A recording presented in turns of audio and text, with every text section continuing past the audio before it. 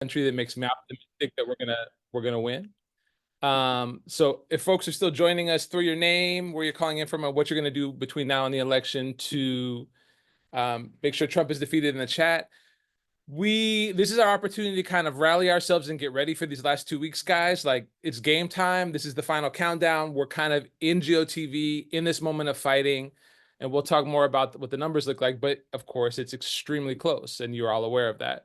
So basically, for us as Seed the Vote, we want to do everything we can to get as many folks as we can on the ground to be able to reach the voters we need to reach to win this goddamn election, and be sitting in a place where we get to defend it on the day after Election Day. We're going to hear from folks on the ground, our partners. We're going to hear from canvassers on the ground. So there's a lot of great speakers that are gonna grace us with their presence tonight and get us started. But first, I want to invite Aya de Leon to kind of open the space for us.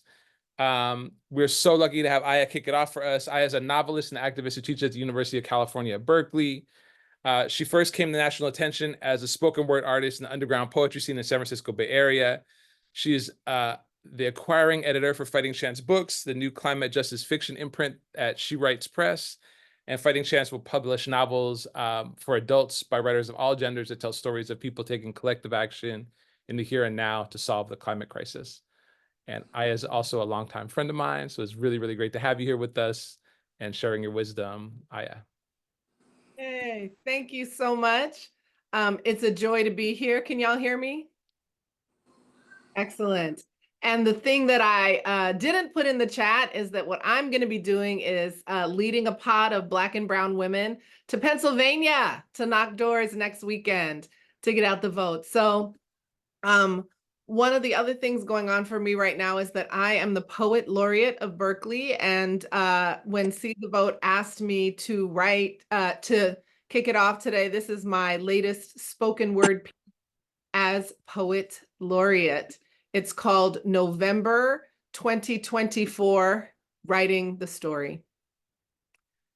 I am a novelist. I write stories about women of African heritage who are flawed heroes, imperfect protagonists. And because I write flawed Black women, I will be voting for Kamala Harris.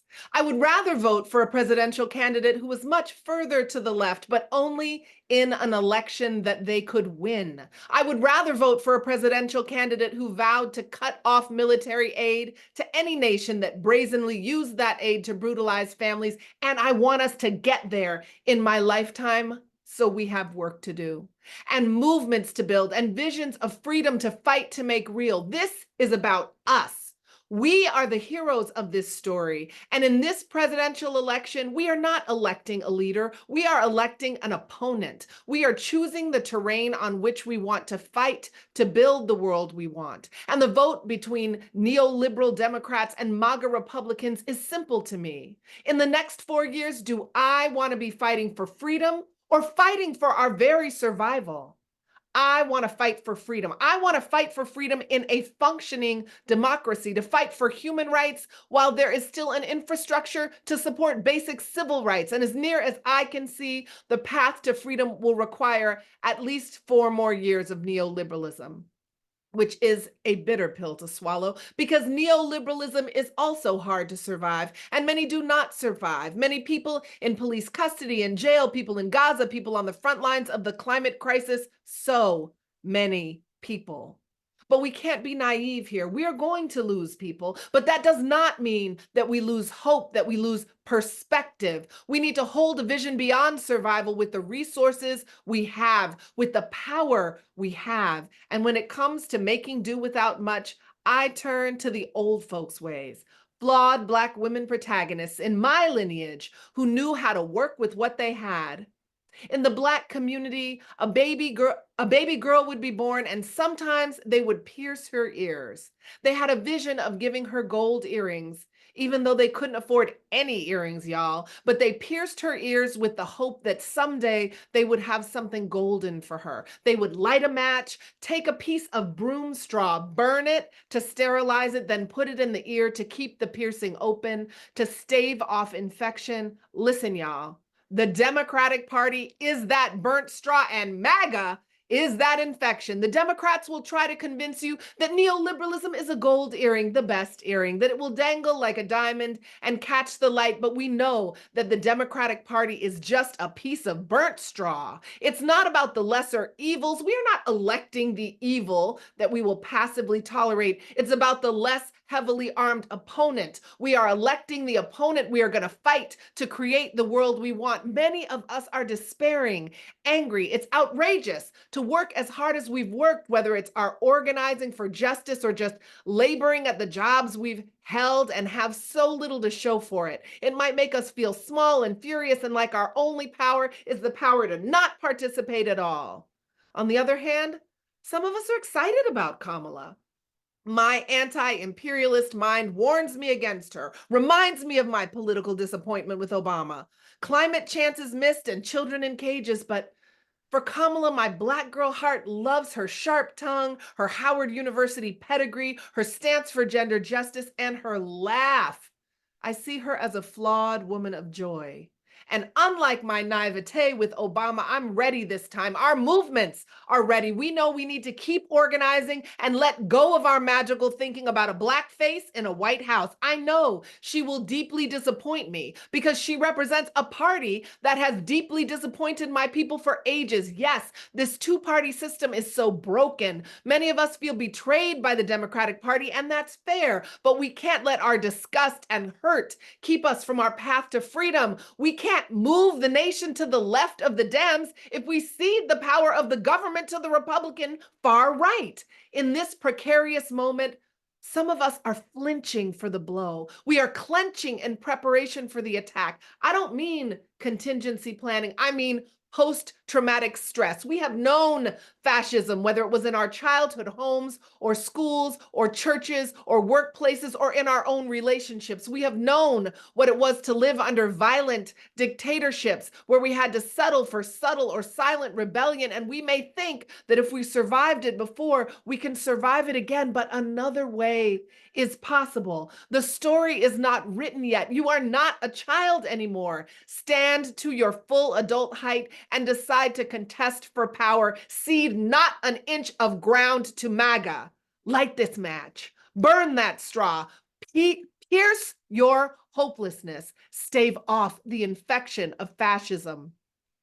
In these final days, take whatever action you can take to get Kamala Harris elected president, not because this flawed Black woman will determine our story, but because a Harris presidency can keep the way open for our movements as protagonists. We are writing the story of our people gaining the power. I pray that we look back at this moment and we see that it was now that thousands, if not millions of people decided to fight and that we decided to keep fighting until we won all of it.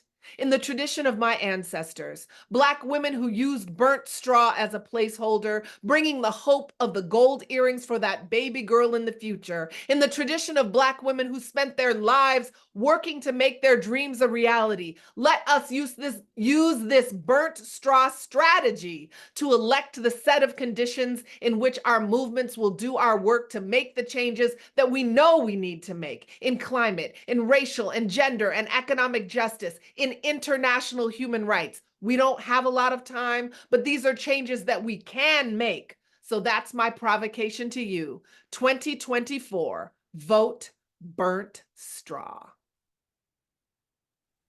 Can folks come off mute for a second and give some applause for that? Yeah.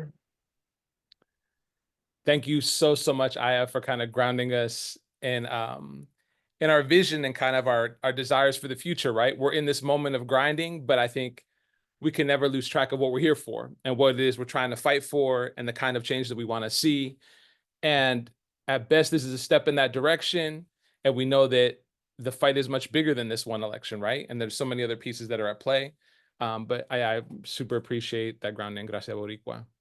All right, so guys, we're gonna move from inspiration to data. I know it's a tough jump. We got to jump for the next piece, but I want to share a little bit with you in terms of where we're at numbers wise. We're going to hear from folks on the ground, but the first point we want to dig into is this point around data and kind of where we are numbers wise. So exciting updates.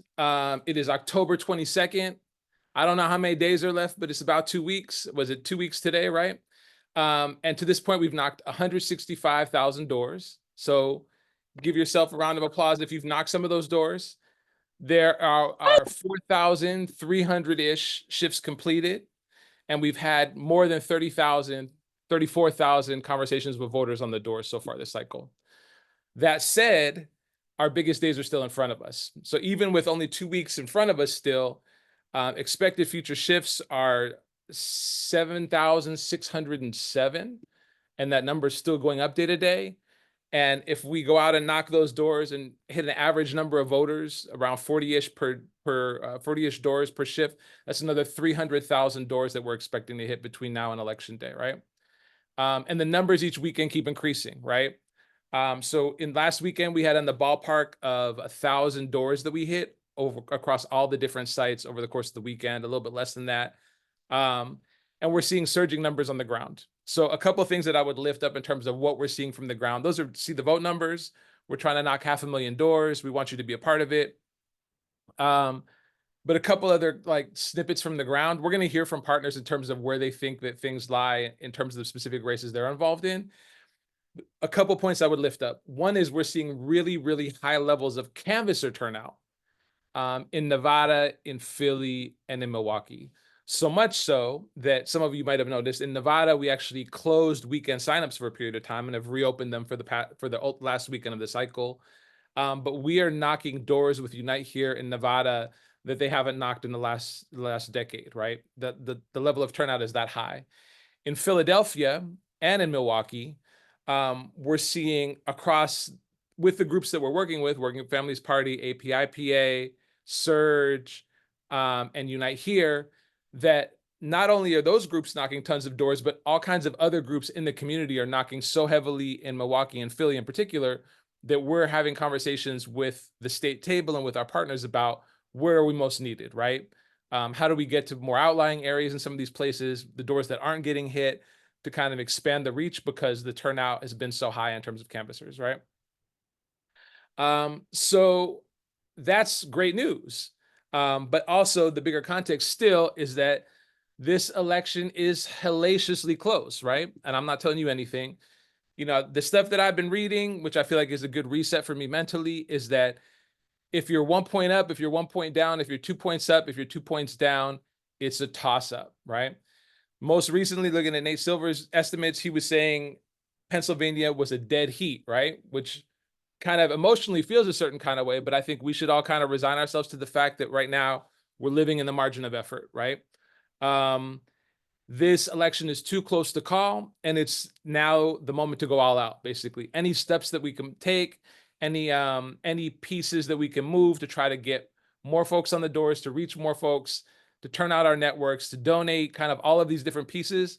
The moment to leave no stone unturned and do everything we can, because the election is too close to guess at the outcome, too close for comfort, certainly, and it's time to move. So if there were 3 points that I would tell you to share with your friends from this moment, number one, it's that we're in the margin of effort and there isn't anything left to do but go as hard as we possibly can. No poll is going to change that at this point. Number two is that the ground game is where we shine and where we win. It's the place that we always outperform our opponents. They're going to have lots of ads. We have ads too, but we're going to win on the doors, right? That's the place that we have space to win on the doors. And number two, we're seeing number three, we're seeing surging numbers on the ground. And basically, this is a huge opportunity for us then to work with our partners to get volunteers where you're absolutely the most needed. And I want to kind of let you know that that's what Seed the Vote is working really hard to do in all of the places. We want to be on the not only on the doors where this election is going to be decided, but even within those places on the doors that are most strategic, that the least people are hitting. So your time is the most effective, and we're going to grind it out and reach the people that we need to reach, right?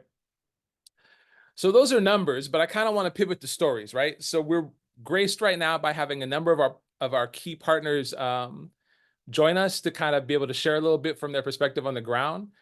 I want to start off by welcoming Mohan Seshadri, the Executive Director of APIPA. We're working with APIPA in Philadelphia. We worked with APIPA in prior cycles. They're an amazing partner. I also want to say that we've been able to do work with them not only in Philadelphia, but to kind of expand the map north of Philadelphia in Bucks County, working for Anand Patel, which is a race that may determine who controls the Pennsylvania State House. So this is one of those kinds of races I was talking about, like, and one of those kinds of partners. APIPA does amazing work. We're taking their leadership. We're going where they tell us we're most needed. And I will welcome Mohan to kind of share some words. Thank you for jumping on, Mohan. Hey all, thank you so much for having me. Can everybody hear me okay? Perfect. Apologies if I sound a bit quiet. It's been a long day and a long month. I want to take a moment of personal privilege just to shout out. There's a lot of amazing supporters that we go way back with on this call. Thank you all so much for coming out tonight. But we have APIPA's first ever supporter on this call, my mother, who is on this call because, and this is a direct quote, because this is the only way she's going to get any FaceTime with me during GOTV. And that she needs to show up to phone banks and canvases in order to spend time with her son. So she and a bunch of my cousins are going to be turning out to Seed the Vote's South Asian to South Asian phone bank this weekend. And I'm so grateful to Seed the Vote for facilitating this family reunion, in addition to all of the amazing work they're doing on the ground. As so many of you know, it all comes down to PA. Whoever wins PA wins the White House. And as Jason said, it's neck and neck. It is literally 50-50. We're getting some good news from the early vote. Asian youth turnout looks especially higher than it has in previous years, and that's very exciting. It's still 50-50. And a week or two ago, we got some pretty disturbing news as we got those polls back coming back that it was 50-50. We got some news from the table partners that Jason mentioned that too many of our partner organizations had spent too much time in Philly, and not enough of our partner organizations had been sticking it out in the suburbs where the doors are farther apart and the conversations are a bit harder and people tend to be more moderate. Places where us and Seed the Vote had been in there the entire time, because that's where our communities live in places like Pennsylvania, and that's where power can be built at the local level. And we had this moment where we looked at how many doors needed to be made up between now and the election. We weren't sure if we could make it. And then we called Seed the Vote. And Seed the Vote said, yeah, we'll shift our entire program to the Philly suburbs, because if that's what it needs, if that's what needs to happen to win this election, that's what we're going to do. And they've been having our back for months now. They've had our back, especially for the last couple of weeks. And we're just so incredibly grateful for their support. And that's one of the reasons why I'm really excited to announce that we just raised $25,000 to support Seed the Vote in their work to support us, because we literally could not win this election without the work that they're doing. We could not win the election, not just at the top of the ticket, but all the way down the ballot, so that we're building local and state and governing power, even as we work to maintain control of the White House and push everybody to the left. We're excited to keep raising more money to support our work as well as Seed the Vote, and I'd encourage y'all to donate to Seed the Vote if you can. Every dollar you give to them goes to the work on the ground to support us. So far this cycle, we have knocked on 255,000 doors in 22 languages all across Pennsylvania, 20,000 of which have been done by Seed the Vote and their volunteers. We've made 4.4 million calls in 22 languages as well, meeting our Asian American voters all across the state in the language they speak, with cultural competence, in a way that meets and moves them to vote in this election, and not just vote, but to vote for candidates who are going to fight for our communities. And the polling we have back, the data we have back, says that this election is going to be won and lost in the Philly suburbs and the Pittsburgh suburbs. And if you know anything about the suburbs, like I said, they're farther apart. So in the time it takes in Philly and Pittsburgh to knock 80 doors in one shift, you knock 40 doors in one shift, which means we need twice as many canvassers as we thought we needed. We need twice as many shifts as we thought we needed in order to make up this gap and win the election.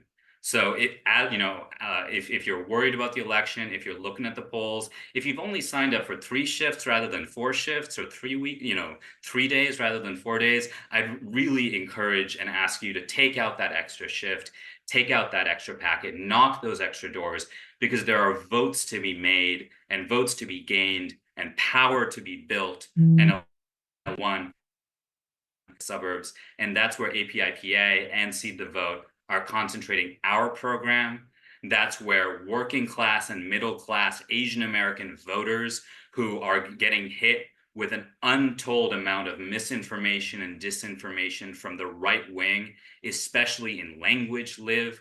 That's where we're hearing Chinese American aunties and uncles spout, incorrect rhetoric about Harris's policies in regards to criminal justice reform in California. And that's where we're seeing ethnic media ads in Vietnamese spreading lies about Trump and propping him up. That's where we need to be, and we need more canvas shifts, and we need more canvassers if we're going to make up the difference. Meet our people where they are, break through the noise, break through the echo chambers, persuade them, and then mobilize them for our candidates up and down the ballot who will actually fight for our people and deliver real power and real justice for our communities. So I'm happy to talk any more about the data. As Jason said, we have 2 weeks left, and we also intend to leave it all on the field, but we couldn't do this without the work that Seed the Vote is doing to back us up and support us, as well as our comrades all across the country. And I just can't say enough how incredibly grateful I am to the folks on this call for coming through for us and ensuring that we're going to win Pennsylvania, and we're going to do it off of the Asian American vote and Asian American political power. Thank you so much. Thank you so much, Mohan. It's an honor to be working with you guys in Pennsylvania. I want to thank you so much for that generous donation and your guys' support. It's been amazing. And I also want to lift up this kind of this ask, right, that we all stretch ourselves as far as we can. And if it's one more shift, one more hour, turning 3 days into a week, that's what we need to do in this next 2 weeks, right?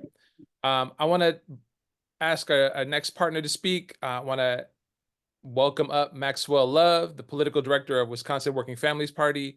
Working Families Party has been an amazing partner of ours nationally, kind of at all phases of this year, to be honest. A thought partner, a partner in recruitment, and a partner on the ground in Wisconsin, where we're knocking doors, again, in one of these really purple key areas in Racine, south of Milwaukee. So I want to give the word to Max, an amazing dude. Welcome, Max. Thank you.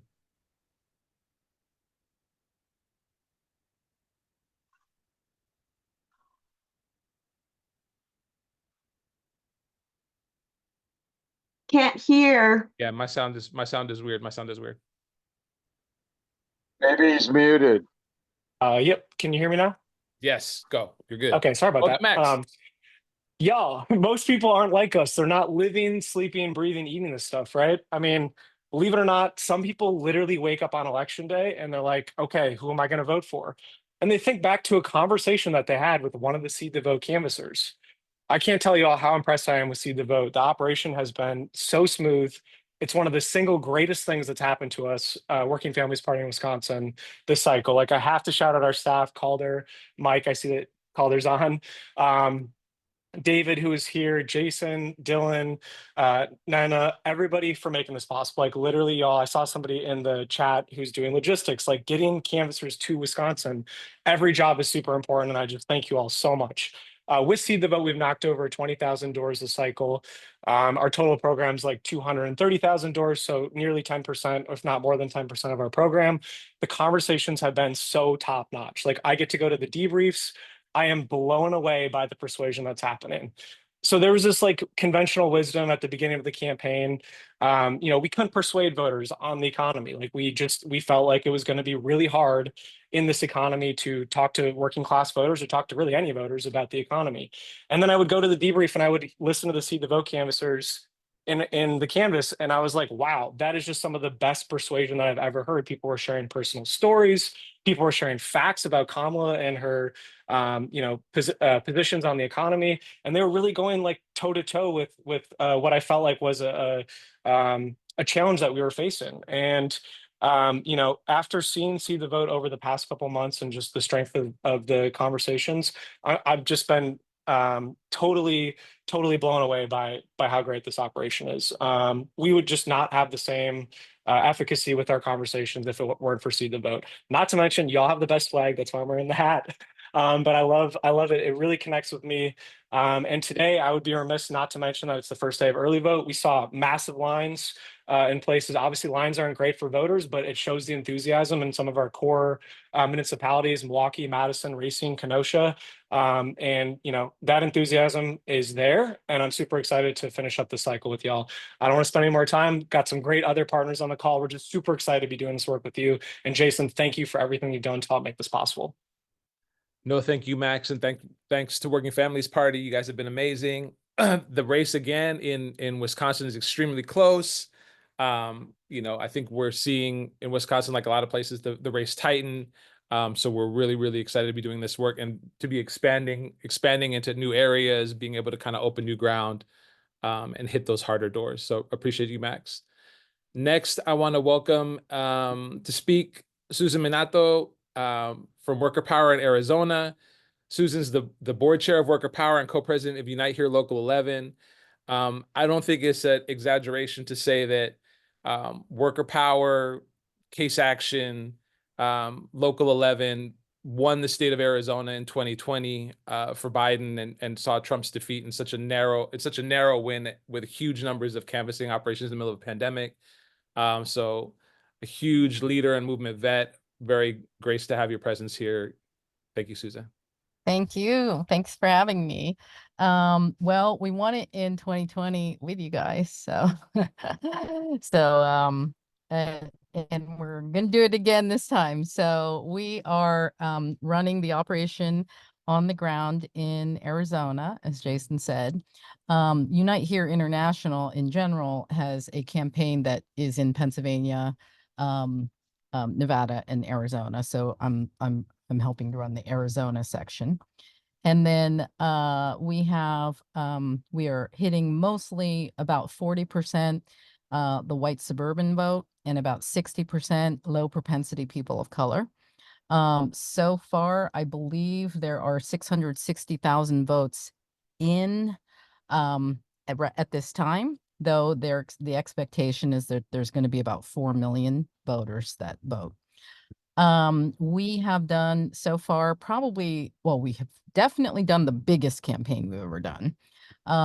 Back in 2020, we won by 10,457 votes, and we had about 400 people on the ground, covering about 800 to 900,000 doors. This time, we have really a smaller crew of people for a little longer. And we have hit 1,012,000 doors. We have about 145,000 strong supports for Harris and Harris Walls, and about 120,000 for Ruben Gallego for U.S. Senate. And with that number would be higher, but we actually shifted a little bit because he's up by 4, according to most of the most polls, 4+. And so, and then there's about a 60+% support for reproductive rights, which is great because that means all the women who come out, they ain't voting for Trump. So this is really a beautiful thing. We're doing phone and text backing up to all of our IDs, and especially women. There's about 300 people on the campaign in total. And we do this thing for excitement. Dylan knows this. She's on the campaign with us from See the Vote.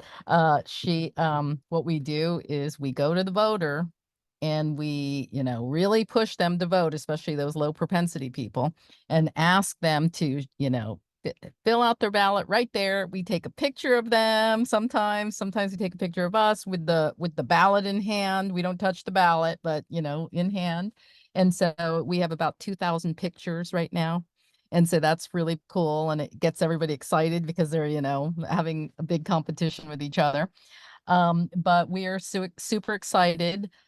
It is tight, as Jason was saying. I mean, it's tight nationally, but it's definitely tight in Arizona. We heard a very good tracking poll that Ruben was up 4, that this is a solid, pretty solid tracking poll. Ruben's up 4 and Kamala is down 1. So you may see polls around the country that are, slightly different from that. I think this is the most reliable one. But as Jason said, it's within the margin of error. So, we are in the race. We've got, like I said, 145,000 strong support for Harris in the bank. We've just got to pull them all out now. We have to bring them out. And so Seed the Vote is a big part of it. They, obviously do such a great job. They're like the only partner we really love working with. And Jason and Dylan know that, and Emily. And so what can I say? We are doing our best out there. And I agree that Pennsylvania, of course, is one of the most critical states, but we're pushing to win Arizona too. 11 electoral votes. Thank you so much, Susan. You guys are an amazing partner to work with. We use that same tactic of getting photos with the voters all around the country, and it's such a great way to follow up with voters and make those connections, and then do good, like, just follow up to be able to make sure that people get the vote in. Also want to say that, this is a great example, right? Like, the reality is, like, up a point, down a point, it's going to be us on the doors, right? This is where we get ourselves across the finish line.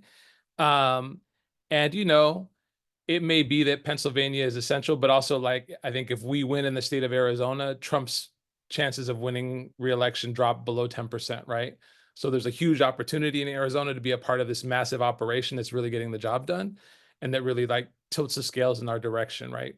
We need to be able to win in all these places. So thank you, Susan. I want to take a second to kick it over to Emily Lee, our executive director, to kind of do the next point. Emily. All right. Thanks, Jason. Thank you, Susan. Thank you, Mohan. Thank you, Max. I'm feeling pretty fired up just hearing what's happening on the ground in all these places. And I just want to let you all know that we could not do this without every single person on this call, and the many and many thousands and thousands of people who are not on this call, who are going to be the reason why we win, right? And I just want to underscore that by talking about, it's so important, knocking the door. The human-to-human connection is how we win. And the way we get people there is because you all and all of your networks and everyone you're talking to is inspired by what you're saying right here in this chat room, on this call, and is inspired to give and to fund these volunteers to go knock in swing states. And so I just want to say that to date, we have raised $1.1 million from grassroots fundraising and peer-to-peer fundraising. And I have never been part of an operation like this that could raise over $1 million through regular people talking to their friends, their family, their coworkers, just anyone in their life who cares and who is like, probably like us, like following this very closely, very anxiously, but also they need somebody to pull them to get involved, right? And that's what we're doing. We're activating people in all of our networks to get involved, to do something, whether that's door knocking, phone banking, donating, fundraising, like all of that matters. And so we have raised $1.1 million. Shout out to our amazing fundraising team. You know who you are. If you fundraise this $1.1 million, put your name in the chat and let us know how you did it, right? We had 4,500 donors who gave that. And more than 2/3 of our donors, they give less than $100, So these are not people who are millionaires. These are not the Elon Musk. These are people who are just regular folks who are like, I care about what's going to happen to the future of this country and my family, right? My community. I also want to share that in this year, we've set up 240 personal fundraising pages. So that's when somebody just like sets it up on ActBlue and you send your link to a bunch of people and they donate. And that has raised over $500,000, right? From these 240 personal fundraising pages. So if you set up a personal fundraising page, put it in the chat, let us know how easy or how hard or how surprised you were by the people who gave.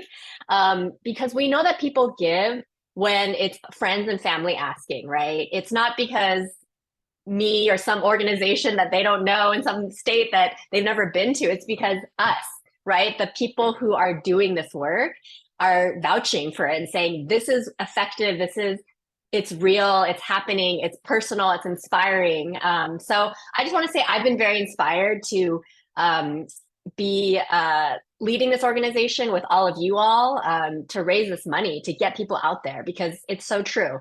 And I've been saying this like 1,000% every day, but the closer and closer I get to election day, the more like completely certain I am that if we win this election, it's going to be because of these conversations we had on these doors, right? And I just want to share a little bit about why we're raising more money right now, because in these final 2 weeks, we have to raise another $500,000 because 1,000 more people than we thought would want to go door knocking are signing up to go door knocking. So our original goal earlier this year was to send 2,000 canvassers, right? Just for context, in 2020, we sent 1,200 canvassers in 2020. We thought, okay, we're going to try to maybe get to double, get to 2,000. When Kamala Harris became the nominee, we got a huge outpouring of volunteer interest and support. And we said, you know what, let's bump it to 3,000. We think we can get 3,000 people out door knocking. Okay, we just surpassed 3,500 volunteers who've signed up to go door knocking with us in this election. And we're going to blow past our original goals, and we're going to get to over 4,000 volunteers in the next 2 weeks. And we need to raise more money because we didn't budget for that many people to go. And a third of the people who come through us, a third of them say they need help, right? Like they're willing to take the time off work. They're willing to take the time away from their families, but they can't afford, a plane ticket to fly to Phoenix, or to get to the train ticket to get to Philly, or they need a car rental, or they need help with a hotel, right? And so our volunteers rely on this money that we're raising to be able to get there to knock on the doors that are so urgently needed. So I just want to say that's why we're raising an additional $500,000 in these final 2 weeks. So we don't have to turn anyone away. Anybody who wants to volunteer who needs money can get it from us. And I also just want to say quickly about Pennsylvania.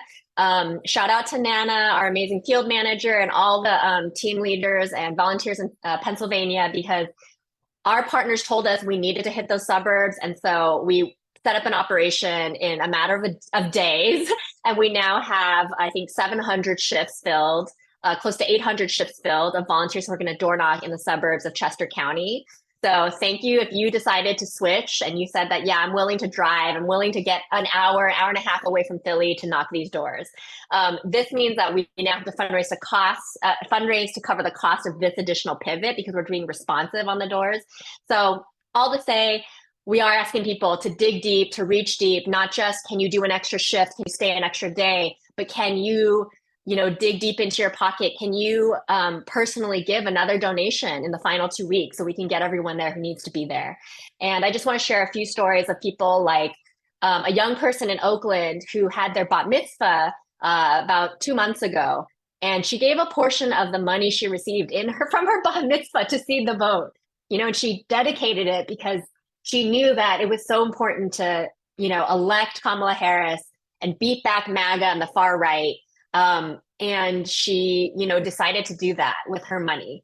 We have a college student who grew up in Phoenix and was, had a phone call with our fundraising team. He just come out of an action for DACA.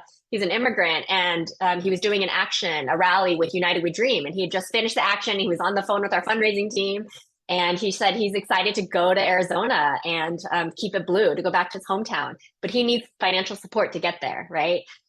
We have another volunteer who just door knocked in Phoenix with her sister, and they stopped to visit some local friends in Phoenix on their way to canvassing one day to say hi, and they walked out with a check for $1,000 made out to seed the vote, right? So this is the kind of work we're doing that is really inspiring people to dig deep, stretch. If you can make another ask of your friends and family to donate again so we can reach our goal and send everybody who needs to go, please let us know if you can do that in the chat. If you can personally donate yourself, thank you so much. We just appreciate everything everyone is doing in this moment, and we don't take any of it for granted. And I'm excited to be on the other side of these 2 weeks with all of you, to celebrate and to show the world that this is how we build our movement, and this is how we win power for our people.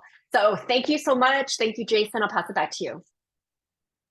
Thank you so much, Emily. Appreciate that. I do want to lift up, this is a really, really crucial part of us going as hard as we can in these last moments. I also do want to say, I remember from 2020, I work as a nurse. That's also my side hustle is I'm an emergency nurse.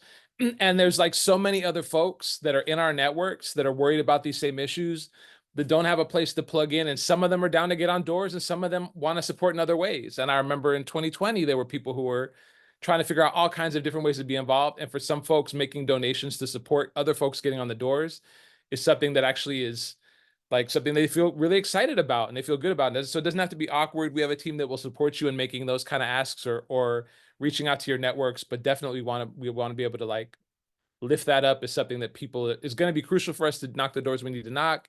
And then also like, it's something that people frankly want to do, you know? All right. Now, some of the real stars of the show. There's been a lot of stars of the show at this point, but now it's our time to hear from folks on the ground. So I want to actually invite the next two speakers to kind of share some stories from the doors in a couple different places. So first up, I want to invite Laura De Palma, who has been canvassing with us in Michigan. Welcome, Laura. Thank you so much. Hi, everyone. It's great to be here with all of you. Thank you, Seed the Vote. This has been an incredible and transformative experience. My name's Laura. My pronouns are she and her. I live in Michigan. I have been knocking doors with Seed the Vote since the first week of September on the weekends. It is critical work. It is absolutely critical work. And I'm really excited to share why. I have heard people at the door struggle. I have heard people at the door say, I don't think any candidate is going to make it better for me or my family. Prices are too high. We can't afford our life right now.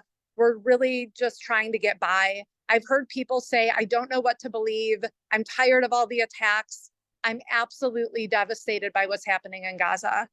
So these are some of the things that I have personally heard. And I'm going to share a story of a voter who I was able to move. A young woman came to the door. I asked if she had a moment. I introduced myself. I said, I'm a volunteer with Michigan United Action. How are you doing? I'm just checking in and seeing how you're feeling in this election. Are you going to be a voter? And she said, yeah. She said, yeah, I'm probably going to vote. And I said, well, thank you for being a voter. At this time, do you know who you'll be supporting? And I showed her the scale and she said, I'm undecided. So she pointed to the scale and said, I'm a 5. I'm in the middle. I don't know who's going to make my life better. I haven't had time to look into it. And I asked, well, what issues are most important to you? And she said, well, to be honest, like things are really expensive and you know, I'm trying to make ends meet for my family. And I said, I hear you. I understand me as well. And I went into my personal story and shared that as a 43-year-old single woman, I moved back in with my 77-year-old mother after my dad passed away to help out with the mortgage, to help out with the bills.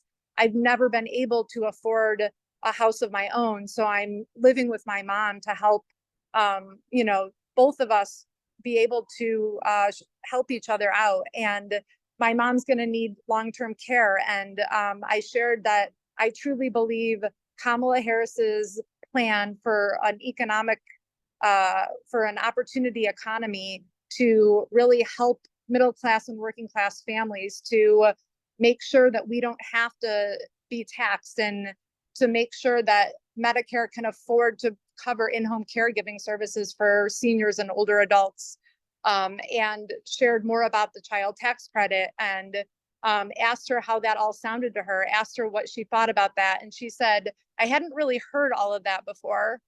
That all sounds really important to me. And she's like, I'd like to look into it more. And I put up the scale again. And I said, after this conversation and hearing a little bit more about what Kamala Harris is going to do for middle and working class families, where do you stand? And she said, yeah, I think I'm liking what I'm hearing. I think I'm about a 6 or a 7 for Kamala Harris. Thanks so much for coming. I'll look into it some more. And that to me is why it's so important to get back out on the doors, because these voters that we're talking with, it's so important to reconnect with them before Election Day to make sure we can solidify their vote for Kamala Harris. So let's give it up for Laura. I see Laura getting love in the chat. These are the kind of like, and I want to like shout out the Michigan program as well. Like we're doing deep canvassing conversations. So when you hear Laura talking about the scoring, like we're trying to actively move people up the spectrum by connecting with them about issues in their lives and kind of getting in deeper kind of probing conversations with them. So that's an amazing example of that and of the power of that approach. So thank you, Laura, so much for that work. The work in Michigan has been incredible. Next up, I want to welcome Katia Elise Escobar, one of our Canvas leads from the amazing Reno team. The amazing Reno team is sort of like a machine. They're like routinely deliver the best canvassing experience that you've ever had. So welcome, Katia. Thank you so much for joining us. Thank you for your work up in Reno. Yeah, hi everybody. It's super exciting to get to see all of you and to even get an opportunity to brag about our volunteers here in Reno. We've been having a blast, and I love an opportunity to share more about it. Here in Reno, we've recently surpassed 75,000 doors knocked since we first got here on August 24th, our first day. We were in shambles. It was raining. It was cold. And our very first volunteer, she went out, she did it, and she was like, I'm bringing more people. Can you get us? And I was like, absolutely, come down. And they were incredible. And since then, we've had so many folks down here in Reno. And it's been so incredible to just see all of the movement building, the community building that's taking place, all the power that is people are taking space, they're using their voice, and they're transcending all the motivation that's bringing them to the doors and to the voters so that they can go to the polls too. And getting to be a part of that has been so magnificent.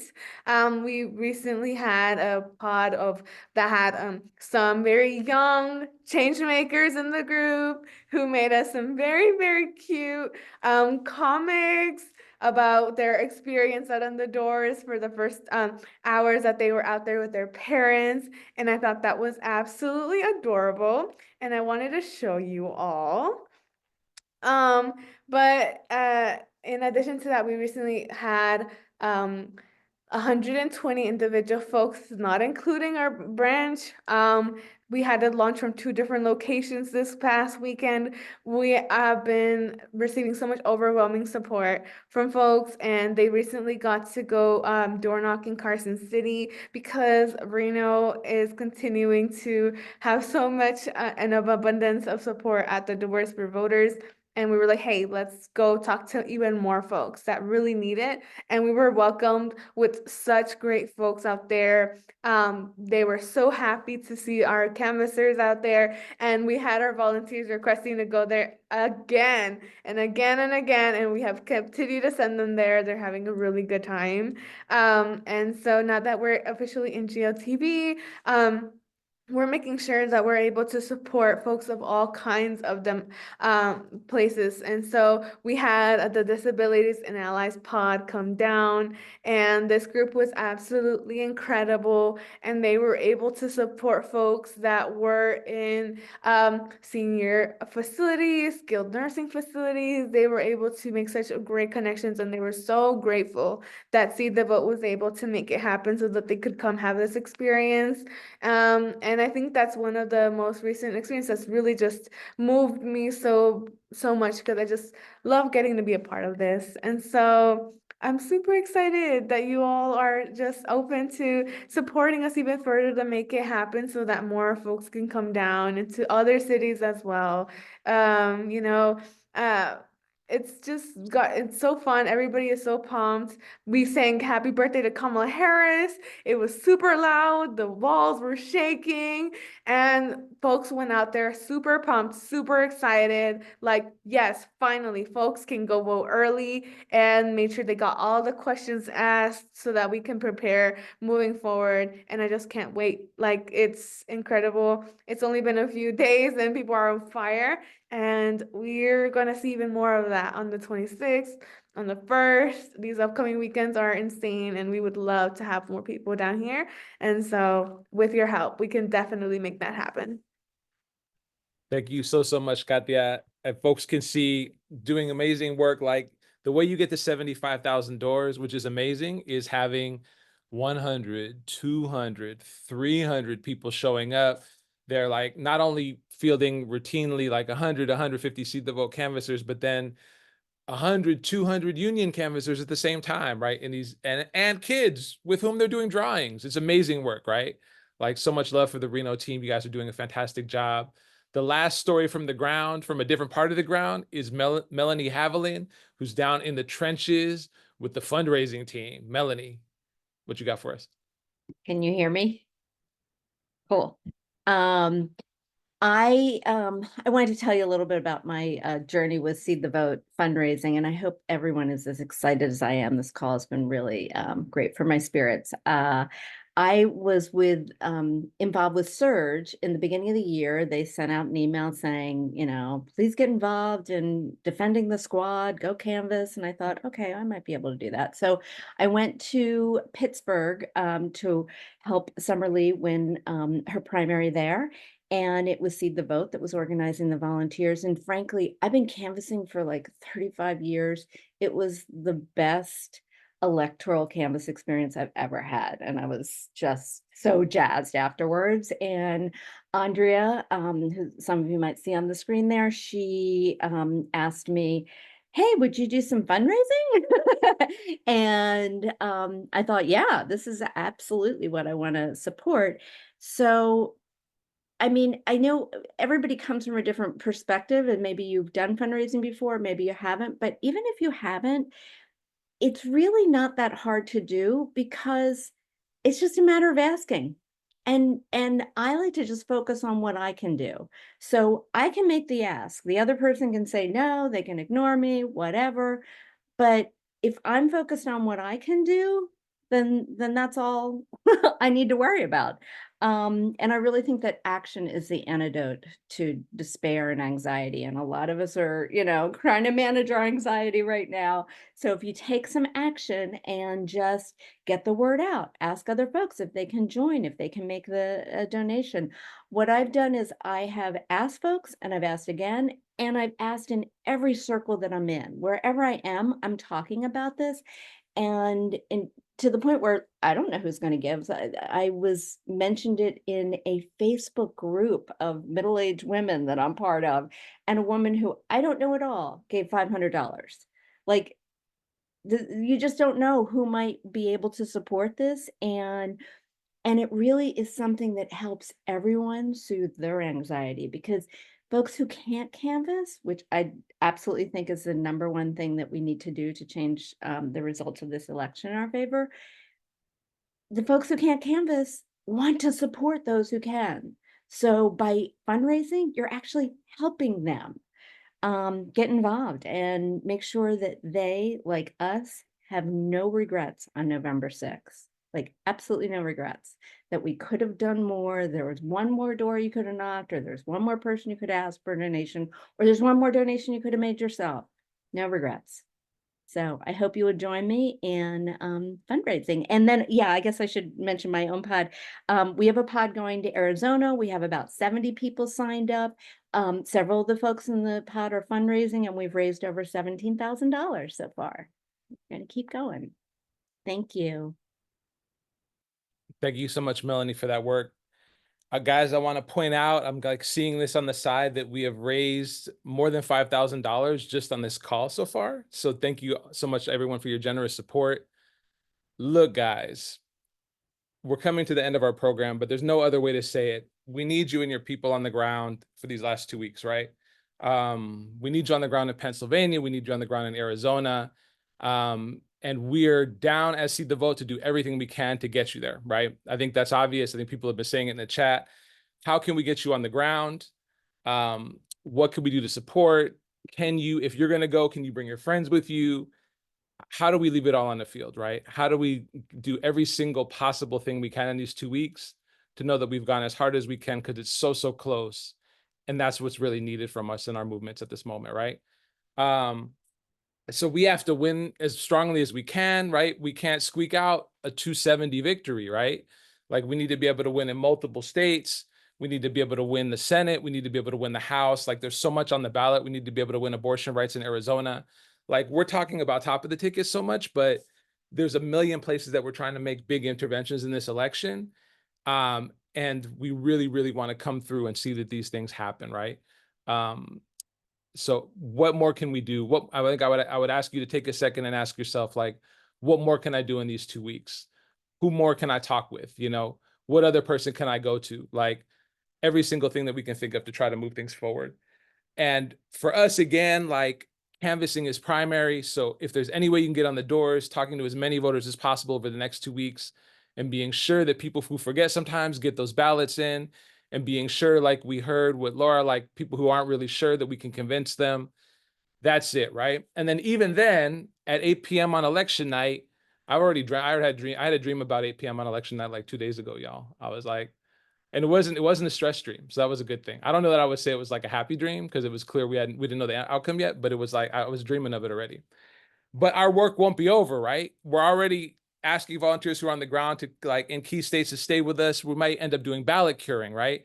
The election may be contested, right? These are all things that we're expecting and planning around. So stay tuned on how you can support these efforts. Or better yet, donate now so that we have the resources to keep people on the ground and do that work in those moments. But I guess where I would end is saying, like, it's our families, it's our communities on the ballot, right? So it's really, it's important. It's important work. And I think that we have to show up for all of the different issues that we care about in this election. So please stand with us. Let's figure it out together. I'm getting so much energy from being on with 200 people on this call, and let's do everything we can in these next 2 weeks. Thank you, y'all. Thank you.